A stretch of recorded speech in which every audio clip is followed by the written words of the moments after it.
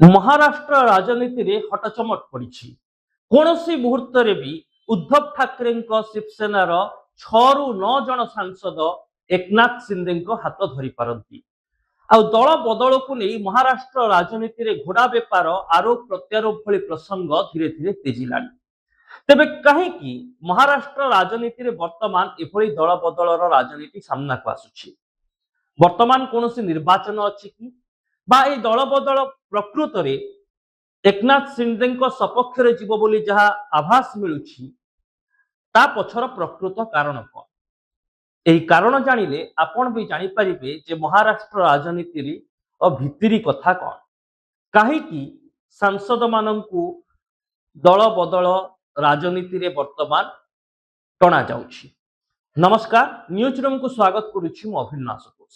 ବର୍ତ୍ତମାନ ସମୟରେ ଉଦ୍ଧବ ଠାକରେ ଶିବସେନା ଏବଂ ଏକନାଥ ସିନ୍ଧେ ଶିବସେନା ଭିତରେ ଯେଉଁ ଫାଟ ଥିଲା, ଯେଉଁ ବିବାଦ ଥିଲା, ତାହା ପୁଣି ଥରେ ତୀବ୍ର ହେବାକୁ ଲାଗୁଛି। ଯେତେବେଳେ ଶିବସେନା ବିଭାଜିତ ହୋଇଥିଲା, ସେତେବେଳେ ମୂଳ ଶିବସେନାର ଅନେକ ନେତା ଏକନାଥ ସିନ୍ଧେଙ୍କ ହାତ ଧରିଥିଲେ। ଫଳରେ ଶିବସେନାର ଯେଉଁ ଦଳୀୟ ଚିହ୍ନ, ଦଳୀୟ ସ୍ଲୋଗାନ ସବୁକିଛି ଏକନାଥ ସିନ୍ଧେଙ୍କ ପାଖକୁ ଆସିଯାଇଥିଲା। କିନ୍ତୁ ଉଦ୍ଧବ ଠାକରେ ନିଜ ଜିଦରେ ଅଟଳ ରହିଲେ ଏବଂ ଶିବସେନାକୁ ବା ଶିବସେନାର ନେତାଙ୍କୁ ନିଜ ସପକ୍ଷରେ ରଖିବା ପାଇଁ ଜୋରଦାର ଉଦ୍ୟମ କରିଥିଲେ। ଆଉ ସେଥିପାଇଁ ଗଠିତ ହୋଇଥିଲା ଉଦ୍ଧବ ଠାକରେ ଶିବସେନା। କିନ୍ତୁ ବର୍ତ୍ତମାନ ମହାରାଷ୍ଟ୍ର ରାଜନୀତିରେ ବଡ଼ ହଲଚଲ।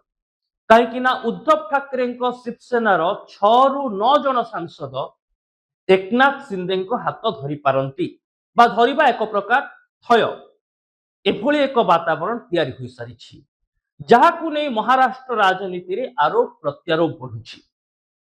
ତେବେ କିଛି ଘଣ୍ଟା ପୂର୍ବରୁ ଉଦ୍ଧବ ଠାକରେ ଶିବସେନାର ଯେ ବରିଷ୍ଠ ନେତା ସଞ୍ଜୟ ରାଉତ କହୁଥିଲେ, ଦଳର ସମସ୍ତ ନେତା ଏକାଠି ଅଛନ୍ତି, ପାର୍ଟି ହାଇକମାଣ୍ଡ ଡାକିଥିବା ମିଟିଂକୁ ସମସ୍ତେ ଆସିଛନ୍ତି, ସମସ୍ତଙ୍କ ଭିତରେ ଉଦ୍ଧବ ଠାକରେଙ୍କ ପ୍ରତି ସମର୍ଥନ ରହିଛି। କିନ୍ତୁ ଏ ବୟାନ ଆସିବାର କେଇ ଘଣ୍ଟା ଭିତରେ ପୁଣି ବୟାନ ବଦଳିଗଲା।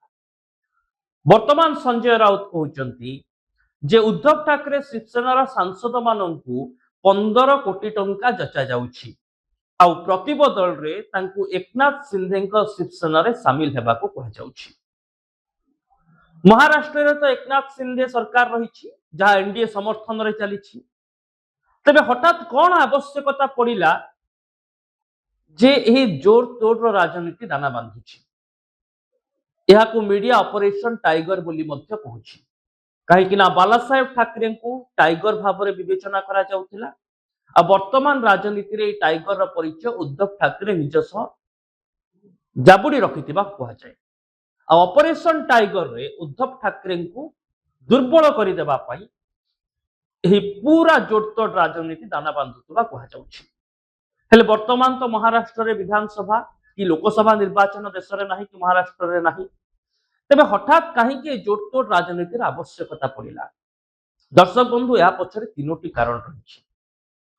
ପ୍ରଥମ କାରଣ ହେଲା, ଯେତେବେଳେ ମହାରାଷ୍ଟ୍ରରେ ସରକାର ଗଠନ ହେଲା, ଏକନାଥ ସିନ୍ଧେ ଗୋଟିଏ ସମୟରେ ମୁଖ୍ୟମନ୍ତ୍ରୀ ପରେ ଉପମୁଖ୍ୟମନ୍ତ୍ରୀ ରହିଛନ୍ତି, ସେତେବେଳେ ଶିବସେନାର ସର୍ବାଧିକ ବିଧାୟକ ଏକନାଥ ସିନ୍ଧେଙ୍କ ସପକ୍ଷରେ ଚାଲି ଆସିଥିଲେ।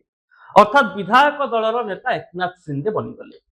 କିନ୍ତୁ ବର୍ତ୍ତମାନ ସାଂସଦଙ୍କୁ ଯଦି ଉଦ୍ଧବ ଠାକରେ ଶିବସେନାରୁ ଛଡ଼ାଇ ଅଣାଯାଏ, ତେବେ ସଂସଦୀୟ ଦଳ ଉପରେ ମଧ୍ୟ ଏକନାଥ ସିନ୍ଧେଙ୍କର ସମାନ ଦବଦବା ରହିବ। ଅର୍ଥାତ୍ ରାଜ୍ୟରେ ବିଧାନସଭାରେ ଦଳର ମୁଖ୍ୟ ଭାବରେ ଏକନାଥ ସିନ୍ଧେ ଗଣିତ ହେବେ ଏବଂ କେନ୍ଦ୍ରର ରାଜନୀତିରେ ମଧ୍ୟ ଏକନାଥ ସିନ୍ଧେ ଏବଂ ତାଙ୍କ ଶିବସେନାଙ୍କ ଦବଦବା ବଢ଼ିଯିବ।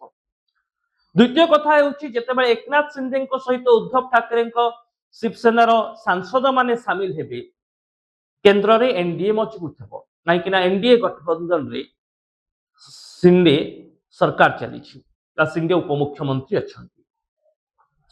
ତୃତୀୟ ଏବଂ ସବୁଠାରୁ ଗୁରୁତ୍ୱପୂର୍ଣ୍ଣ କଥା ହେଲା, ଯେତେବେଳେ ଶିବସେନାର ବିଭାଜନ ହେଲା, ପରବର୍ତ୍ତୀ ସମୟର ନିର୍ବାଚନରେ election commission of India Eknath ସିନ୍ଧେଙ୍କୁ ଶିବସେନାର ମୂଳ ସିମ୍ବଲ ବା ଚିହ୍ନ ଏବଂ ପତାକା ବ୍ୟବହାର କରିବାର ଅନୁମତି ଦେଇଛନ୍ତି। କିନ୍ତୁ ଏ ନେଇ ସୁପ୍ରିମକୋର୍ଟରେ ଏବେ ବି ମାମଲା ଚାଲିଛି। କାହିଁକି ନା ଇଲେକ୍ସନ କମିଶନ ଅଫ ଇଣ୍ଡିଆଙ୍କ ନିଷ୍ପତ୍ତିକୁ उद्धव ठाकरे शिवसेना काउंटर करी ए मामला दायर करथिले। आ जदि सर्वाधिक सांसद एवं विधायक माने तो पूर्वरु थिले, वर्तमान सांसद माने भी जदि एकनाथ शिंदे शिवसेना रे सामिल होई जांती, तेबे शिवसेनार जो मूल चिन्ह आ पताका शिंदे पाखरे रही आगक मध्य सुरक्षित रहिबो। एणु एभली एक स्थिति रे ए ऑपरेशन टाइगर चलीथिबा कहा जाउछि, जोथिपाई महाराष्ट्र राजनीति रे घड़ीके घोड़ा छुटुछि आ जोड़तोड़ राजनीति दाना बांधुछि। ए रिपोर्ट आपको केमिति लागला दर्शक बंधु निहाती जणाइबे। एथिपाई न्यूज रूम को सब्सक्राइब करंतु, आम वीडियो को लाइक और शेयर करंतु, कमेंट बॉक्स रे निजर मत लिखंतु। रहुछि, नमस्कार।